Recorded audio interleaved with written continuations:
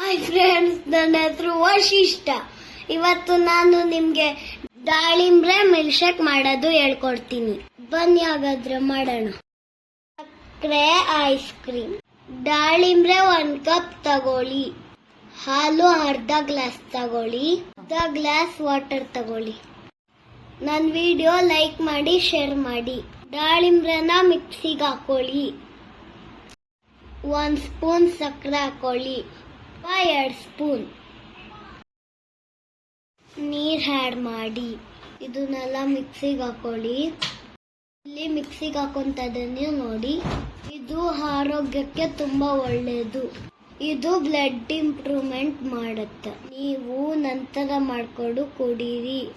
ಹಾಲು ಇದಾದ್ಮೇಲೆ ಹಾಲು ಮತ್ತೆ ಐಸ್ ಕ್ರೀಮ್ ಇದನ್ನ ನಾನು ಹಾಕೊಂತಿದ್ದೀನಿ.